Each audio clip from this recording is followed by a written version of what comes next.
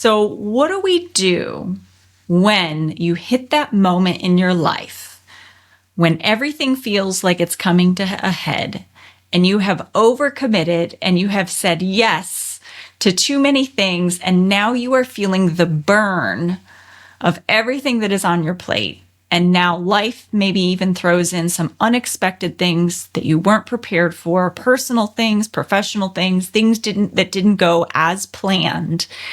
And everything is starting to feel overwhelming. I've been there, and I know so many people who have. So how do we navigate these moments with grace, still being able to keep our commitments, show up as the person that you want to be in the world and the person that you are proud of in the world, and yet get what we need in these moments? That's what we're going to dive into today.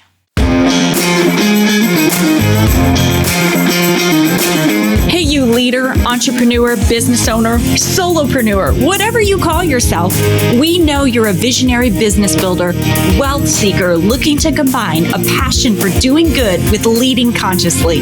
It's time to shift from a traditional focus of pure wealth accumulation to one that integrates well-being and fulfillment. You're here for a purpose, and it's time to shine your light. So here we go.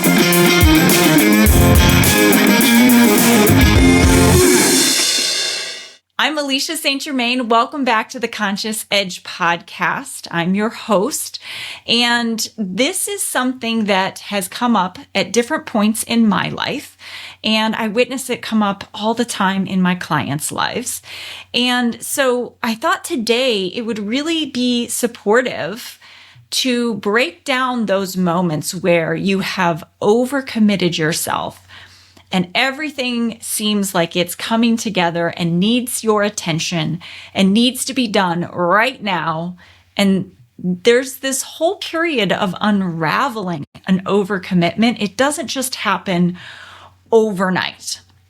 So I want to maybe give you some support around navigating that moment. Maybe you're in this moment right now.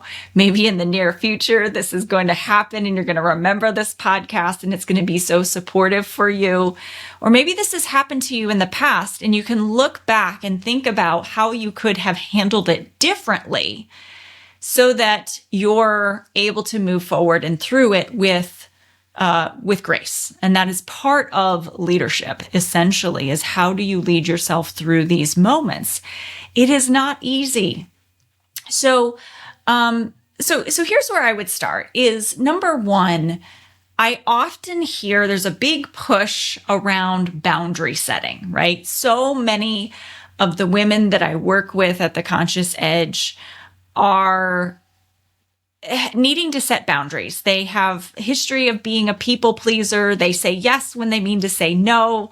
They end up overcommitted. And the unfortunate thing is when you say yes too often and you don't say, and you're uncomfortable saying no and you overcommit yourself, the unfortunate thing on the other side of it is oftentimes people say yes because they don't want to let people down. They don't want to disappoint people. They deeply want to be there to support people. They are genuinely excited about whatever the opportunity is that they have said yes to. But because they've said yes to so many people and so many things, they end up letting people down because there isn't enough of them to go around. There isn't enough space for the unexpected to happen, and there's not enough space to meet their own needs, and they end up burning out. And so they sometimes can get a reputation for being a bit of a flake.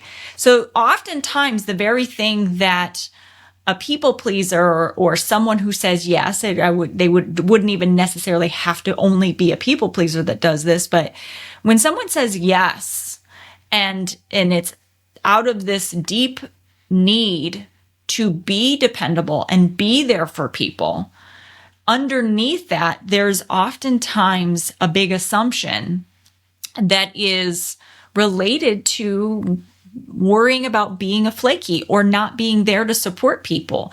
And that meaning that you're not a good person or not good enough. And obviously everyone has their own flavor of big assumption. If this is your first time listening to the podcast, welcome. I'm so excited that you're here. You may not know what a big assumption is, but you will often hear me bring them up when I am talking in this podcast, or you'll hear my co-host, my regular co-host who's not here today, talk about it, Jonathan Duggar. A big assumption is a belief that exists in the unconscious mind that informs you about when circumstances come up, bad outcomes could happen. So it informs you about how you think, how you feel about different situations, and how you interact with the world. And these beliefs oftentimes are unconscious, and they are what drive you to say yes when you really want to say no. And they also have you overcommitting. And it's not the only way that they manifest, but this is one way that they manifest. They'll have you overcommitting to things and then getting the results that you don't want to happen. So if you don't want to be that person that is flaking out on people, you end up flaking out on people because you've said yes to too many things. And so there's a big push because women are taught to be accommodating and taught to be helpful and supportive. And I believe in our deep-seated nurturing nature, we want to be people who support others and are there for others. And even though the intention is really good there, the self-protective piece where we cannot physically tell someone no out of fear of something bad happening, that's where it really crosses over and becomes a problem. So on the opposite side of that, people have become through all the work and push through self-awareness. There's so much talk out there around self-awareness, around trauma responses, around, if you listen to this podcast, there's a lot of work that's being done out in the world to raise people's self-awareness, and especially in the entrepreneurial space, to really be a great leader and to be entrepreneurial and make it in business. If you're not investing some level of energy, effort, resources, time, anything into personal development and self-awareness and leadership work, then your business will only go so far. It's the reality of it. Once you've got your strategy and tactics in place, usually the next level of coaching that people seek out is to do the leadership work, to do the inner work that it's going to take to make sure that they're showing up for their business in a way that's going to make it more sustainable, joyful, peaceful. There's a really big piece is people just want to feel peace. And so that next level that people go to is they look for that kind of self-awareness. So with all of this push towards self-awareness, and especially in the entrepreneurial space, a lot of times people have gone to the route of boundaries, and boundaries being a very popular topic to be searched online. Boundaries comes up all the time. Of, how will I behave? What am I going to do? What are my boundaries so that I operate in the best way? And the problem is, as with anything that we put in place, the problem is that boundaries can become rigid. And without flexibility, entrepreneurship becomes very hard. And again, the thing you very much don't want to happen, whereas you're trying to grow your business or you're trying to create a sustainable business and you're trying to have it work well, and then you put boundaries in place with the intention of it working better than it has for you. And then you become so rigid in the boundaries that now it doesn't work either. You miss out on opportunities. You become hard to work with, and it can give people a different impression, and a different experience of you as you go through your business and create different relationships with employees that you have as well. So there is a balance to boundaries, just like anything else. Too much of something, too much rigidity around anything without that flexibility and that thought process of what is it that I'm trying to accomplish here, what's needed in this moment, will be the downfall of your business, of what's enjoyable for you, or whatever it is. Just too much extreme, essentially. So as you're going through and you're thinking about how do I operate best? What are my boundaries? I think that it's also really important to consider what each thing on a case-by-case situation. So looking at and being really aware of your core values. What's important to you? How do you want to show up in the world? What commitments have you made? Sometimes with the boundaries coming up, someone will become self-aware that they have violated their own boundaries and they have said yes to too many things, and now they're overcommitted to too many things. And so the knee-jerk response to something like this is to shut it all down. And this is where we get into burnout. And if you've ever been at a point in your business, we joke about this, but you get to this point sometimes in business, if you haven't been keeping really clear expectations for what works for your business and what doesn't, and interacting with people and telling people how to get the best out of you, and you overcommit, there comes a point where you want to burn your business down. And so the knee-jerk reaction is, I'm going to burn my business down. I'm going to shut it all down. Everything's coming off of my plate. I can't do it. When you're in that kind of overwhelm, and essentially that's what it is, when you have that knee-jerk reaction to burn it all down, that is a temporary response that your brain is having and telling you, we need to shut it all down, because it's in overwhelm, because it does feel like too much. And maybe it's a matter of you're too tired and you need a nap. You haven't been taking good care of your body and you need some food. You need space to just think a minute and reprioritize some things. But it doesn't necessarily mean it all has to be shut down. So when I see someone in their business and they get to that point where they want to shut it down, understand that's coming from an emotional reaction. That's coming from an emotional place of, I can't handle this. I'm going to shut it all down. It's a very all or nothing thinking. It's not, okay, let's slowly take this apart. Let's unravel this. Let's see what is a priority, what's not a priority, what can be done later, what has to be done now, and go through really an evaluation process of everything that is on your plate, as opposed to all or nothing, I can't do it. And I think that that's a really important distinction to know when you're in a state of such a state of overwhelm that you can't even think straight. No decisions should be made. And certainly not in silo.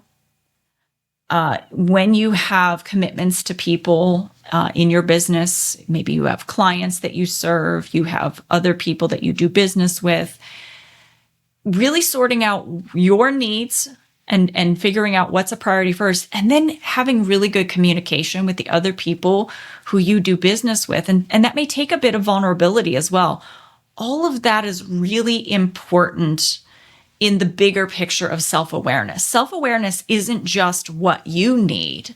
Self-awareness is what you need and how your actions and what you choose affects other people as well. That is really the full picture of leadership, is really looking at what you need in order for you to feel safe, but also what do other people need from you to feel safe around you. So I say that because, again, with the boundary setting, I'm seeing some extremes happening. And anytime you have any situation of extremes, it's probably going to have an unintended outcome that you really don't want to happen. So When you're at that point where you've overcommitted to a number of things, and I've been there where it's like everything feels really intense. And what I have learned, number one, is I always make it through those times. I'm still here for as many times as I have said yes when I should have said no to something, or when I didn't communicate that I'm a yes, but here's what I need to be a yes for you. When I have not done those things and I've overcommitted myself, what I have found is I always survive it. And it really takes getting through those moments, putting one foot in front of the other, handling what is the most, the biggest priority at that moment, what is important, learning from those moments so that you don't keep repeating them, and figuring out what is needed, what do you need to have in place in order for that not to happen again. But also having enough sense to know that it probably will happen again, especially if it's your habit, but that you're going to make it through. I can think of weeks where it's like a presentation is due. I've got new clients that I'm onboarding. I'm trying to take care of some family stuff that's going on, and it all just feels really heavy. And what I find is when I focus in on what's right in front of me and not look at the whole big picture of it, then the load lightens with each task, with each thing that I complete. So really focusing in on the fact that, okay, as I complete each task, this load will get lighter. I will get through this. And I think before you do that, you stop and recognize you're in overwhelm. And we did very early on, one of our most popular episodes that Jonathan and I did on this podcast was pretty early on in starting the podcast.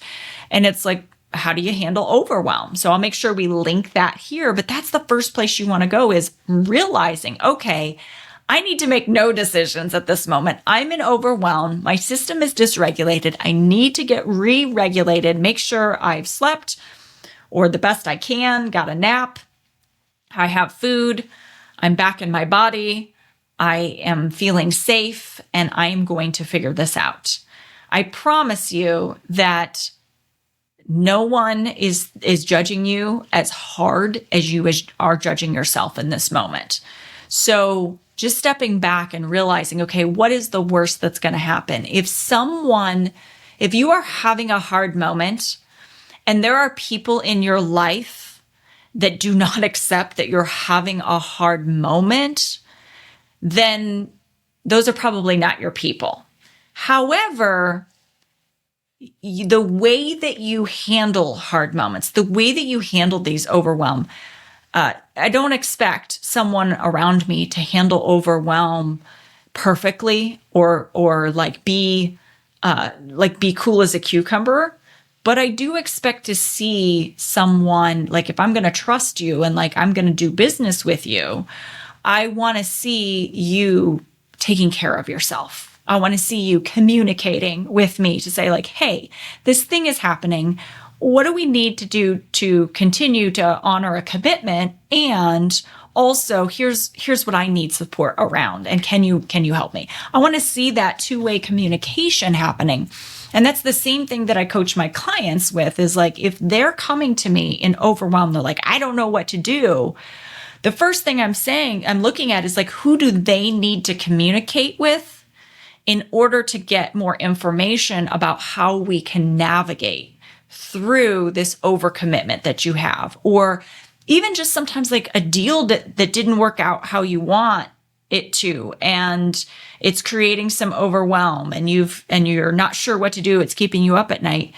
You always want to be in communication with the people who are also involved in those situations, your clients, your partners, whoever they are. Be in communication with those people so that they can support you.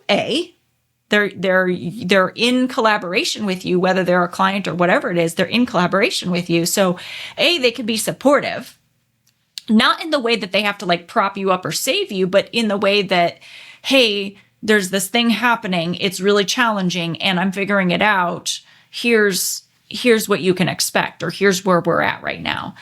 Communicating with other people is going to keep everyone feeling safe. You're going to feel better because you have that off your chest. You're not like just out by yourself trying to figure something out in silo. And oh gosh, I can't let anybody know there's a struggle happening here. There's a difference between putting everything out there. I talk about like sharing the scar and not the wound. But when you're in the middle of it, you've got to be enough of a leader when you have a business to communicate with people in a way that makes them feel safe. Like, hey, this thing happened. I don't know what the outcome's going to be of it. There's some uncertain things, but I want you to know that we're going to figure this out together, or I'm going to figure this out and I'm going to come back to you with some options. I want you to know. I don't want you to be like just wondering. That's one of the things that I see. People wait so long to communicate with someone that then that person has to reach out to you and say, hey, what's going on with this? And now you feel worse because you waited so long, when it could have just been a, hey, I don't have the answers, but I want you to know I'm here and I'm figuring it out. So number one is you've got to communicate with the people around you who are affected by your overwhelm. If that means, okay, so that's number one. Communicate with the people who are affected by your overwhelm, by your overcommitment, the fact that you've said yes to too many things. And you've got to own that. You've got to own that some things, maybe you didn't plan your schedule right. Maybe some unexpected things happened. Maybe it wasn't your fault at all, but it is your responsibility to figure it out. So you've got to communicate with those people. Number two, once you've got your system regulated and you've taken a deep breath and you've looked at, okay, we're going to take things one thing at a time. Let's evaluate where I'm overcommitted. Like, what is everything that is on my plate that is calling my attention? And what is the priority? Like, number one, when we think about priorities, is one, maybe things that are really important to you based on your value system. So for me, my kiddos, they are a priority for me. My relationship with my husband is a priority for me. My commitment to my clients is a priority for me. So for me, just based on my value system, I highly value people. And so a lot of times my relationships with people or aspects of my relationships with people do become my priority, and making sure that I keep commitments and I do what I say that I'm going to do, even if that means it has to look a little differently and I have to renegotiate some things. So looking at your value system and what is the priority.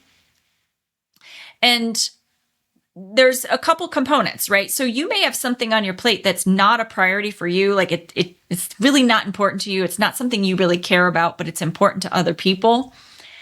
I think then the other thing you have to look at is, if you're trying to move something off of your plate, what is the impact of that? And how, not just the impact for you, but the other people that are involved in the relationship, whether it's a partnership or it's a client or whatever it is, what is the impact that moving something off your plate has?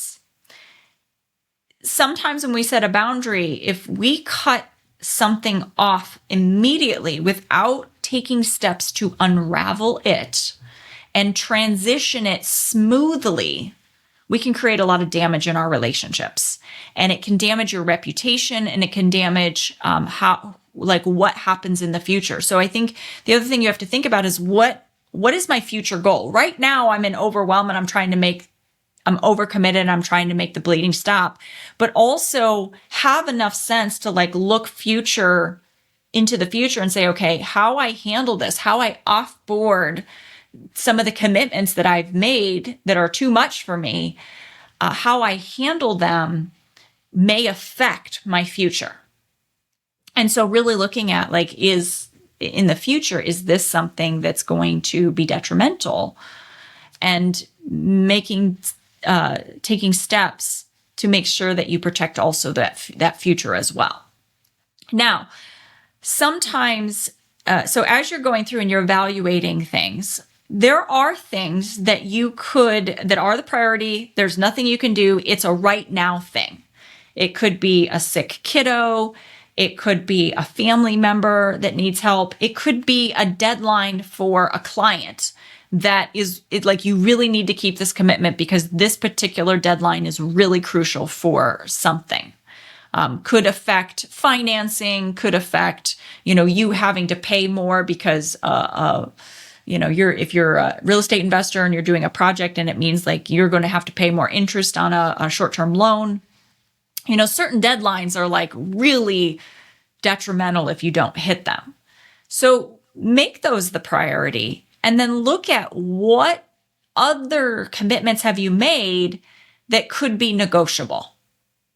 And that's when you can go back to individuals and say, look, I've had some unexpected things come up. I need to renegotiate our timeline. What works for you? And then you have a conversation with someone. So often, as I was saying earlier, because of lack of communication, because of assuming that things are not negotiable, because of not communicating challenges that you're having, you make these decisions in silo in this all or nothing way when a simple conversation to renegotiate a timeline or what a commitment looks like, what you need in a process, all of these things can make something that's been keeping you up at night and causing you a lot of distress so much easier because you're working and collaborating with other people that you have commitments to and other situations that you have commitments to. So I think looking at your priorities and what are the pressing things that need your attention now and what does not, and then renegotiating things if other people are involved to get through this time. Now, that doesn't mean continuously always pushing off like business growth. This is one of the things that happens is sometimes people never make working on their business a priority. They never make like doing things that will help them grow their business long-term or create a more secure future. They keep pushing those off because they keep handling all the fires. That's not sustainable. Like, don't do that. But when you're in we're talking about those crunch moments where it just feels like the weight of the world is on your shoulders, you can delay something a week or two. And that's okay. This is where we want to have some flexibility. If you need to take some time blocks off your calendar that normally you use for business development and growth during a crunch moment, do it. Just don't make it a habit of it. Go back and put it back on your calendar. Looking at what can be moved off your plate and thinking about how can you transition it in a way that's actually going to be beneficial for anybody else that you have commitments to. So not just saying, I can't do this, but what's the solution for moving it off your plate? Does it mean hiring someone who can sustain this for you? Does it mean moving it over to another person who can do the job like you can? Think about like a consultant or someone who maybe is supporting another business or other individuals in some capacity, like just like cutting people off when they've hired you for a service. That's not, people certainly understand that things come up and there may be a need to transition or change things, but having a solution for that is really important. And going to work to find that solution is going to speak more highly to your character and your commitment than you just have maybe keeping the commitment and not doing a great job at it, or cutting it off and not having a solution for the people that you serve. So be thinking about in your business, what happens if you can't perform? What is, and this, I recently went through this with my CPA when my CPA suddenly passed away. After having done my taxes, the only person who's ever done my taxes my whole life, my CPA passed away. And there was no there was no succession plan. There was no thought on what if I can't do this, who will step in. There was kind of a plan, but I was not I was not high on that priority list. So I had to figure things out on my own. So really thinking about, and I'm saying this is a really extreme thing, but I think it's really important as business owners that we are also thinking of contingency plans for what if we are incapacitated? What if an emergency happens and we can't perform? Who else could we trust with our clients? Who else could we trust with whoever it is that we serve? And sometimes just making that recommendation and saying like, hey, I am not going to be able to fulfill my commitment to you. I've had, circumstances come up. I feel terrible that I'm not able to do this. However, there's this other company, person, whatever it is, who will be able to support you. We trust them to take good care of you. And here's how we're going to help facilitate that transition. Totally acceptable way to handle it. Your clients and people you do business with might be disappointed, but at least you have come with a solution which speaks highly of your character, that even in crisis situations, you still have the leadership ability to give people options, to give people a way where you haven't left them in a lurch. Because if I am dealing with someone, and I just want you to think a bit about this from a user's perspective, whether that's a client or an end user or somebody who does business with you, partner, somebody who invests money with you. If they see you as unstable and and not dependable, and you don't communicate, you are someone who locks up and just avoids, that is not someone that I would do business with. That is, I would worry that I don't know. I'm not going to feel safe investing with someone like that, because I don't know if they're going to blindside me anytime life gets hard. So there's a certain amount of resilience, and you've got to learn to manage your emotions and unravel these moments of overcommitment. It happens. I want to be very clear. I have been there. I have been in those shoes where I have put too much on my plate. It was hard. I didn't sleep enough. I wasn't the nicest to my family during those moments. I got through it, and I've worked really hard to try to be really careful not to repeat that. And it happens still from time to time, because guess what? Life happens. I get it. People get sick. People unexpectedly pass away.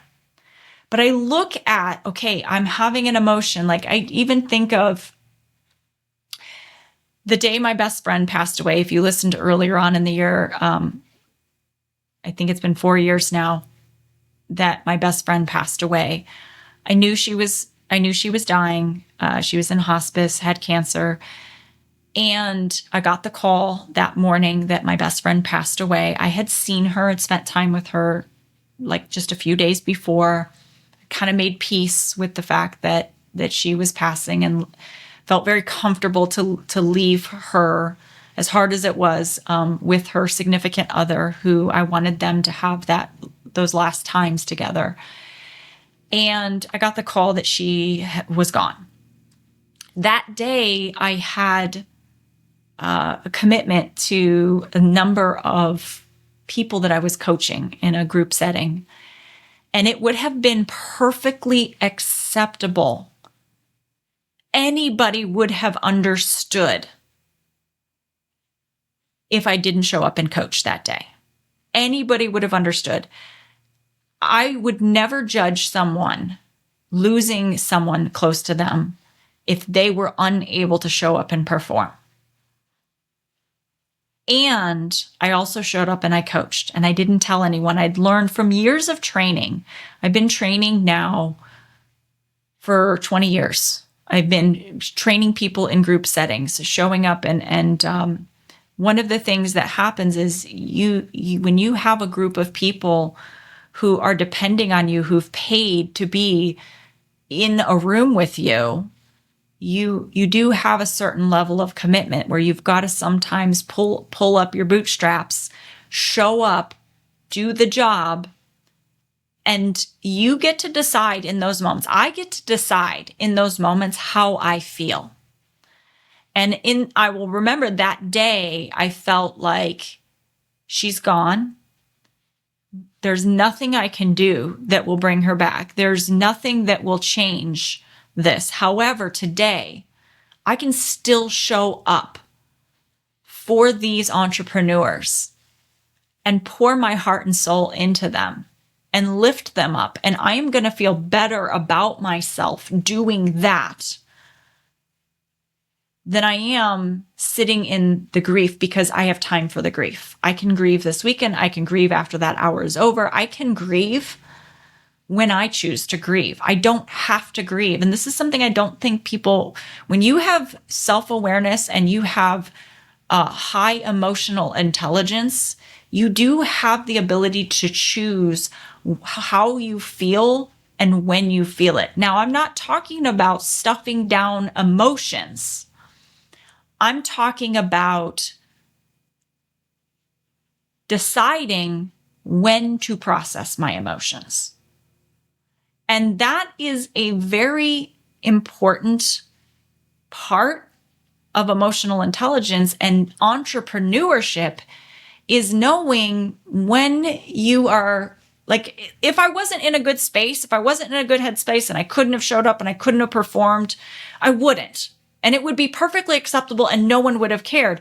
And also, I chose when to process those emotions. I chose when and how to process that grief in a way that did not affect my business or the people who do business with me. And those people know that they can depend on me. And when and if I ever have a moment where I can't perform, they're going to know without a doubt that I tried that it is really something serious and that I couldn't show up, because they know they can depend on me. And that's how you've got to show up in your business with people, is can they depend on you? And and there's a process, right? There's a whole host of things, learning how to handle your emotions, how to process things, and have that emotional intelligence to not stuff things down, not keep pushing forward, not keep, and then suddenly get into overwhelm and want to burn it all down because you haven't been handling your stuff. It's two totally different things. So I think what I want you to take away from this is be really careful about how you're setting your boundaries, when you're saying yes and when you're saying no. And if you have overcommitted, more so than anything, be careful about how you choose to unravel it, because it can have long-term effects and it can take a lot to come back from if you have a pattern of being kind of up and down in your emotions. Doesn't mean you can't learn how to have control and choose your emotions. But our emotions actually come from our thoughts. Sometimes those thoughts are conscious, sometimes those thoughts are unconscious.